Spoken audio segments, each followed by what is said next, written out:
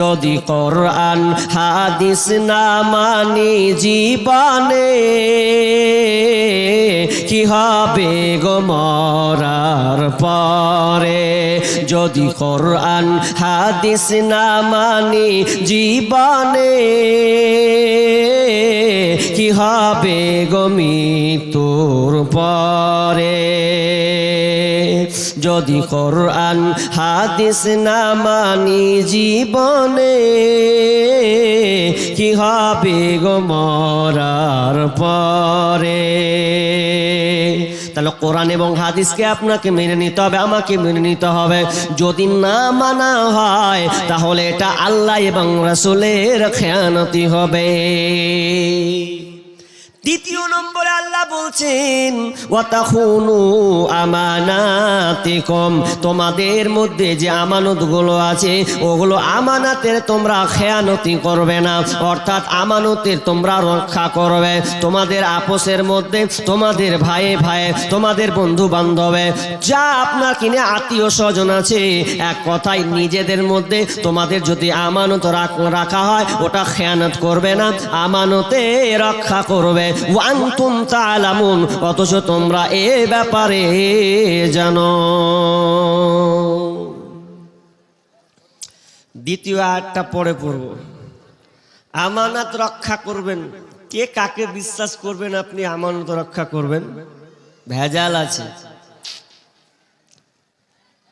অথচ বিশ্বনবী বলছেন কেউ যদি আল্লাহ এবং আমাকে ভালোবাসতে চায়, বিশ্বনবী বলছেন কেউ যদি আল্লাহ এবং তার রাসূলকে ভালোবাসে, তো ভালোবাসতে যদি চায় তাহলে সে তিনটা কাজের সে পদক্ষেপ নেবে। বিশ্বনবী তিনটা কাজকে উল্লেখ করে দিলেন।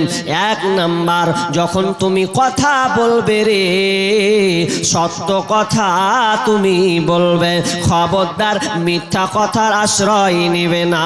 তার মানে যদি আপনি আল্লাহ এবং তার রাসূলকে ভালোবাসেন তাহলে এক নাম্বার পয়েন্ট হচ্ছে আপনি সব সময় সত্য কথা বলবেন। এক নাম্বার সত্য কথা। সত্য কথা কত পার্সেন্ট লোক, কত পার্সেন্ট লোককে আপনি বলবেন সত্যবাদী? যাকে আপনি বিশ্বাস করেন ও আমার পক্ষে কথা বলে তলতল গাছ কাটে, সত্য কথা বলে না বরং আপনার উল্টাটা করে, আপনি কাকে বিশ্বাস করবেন?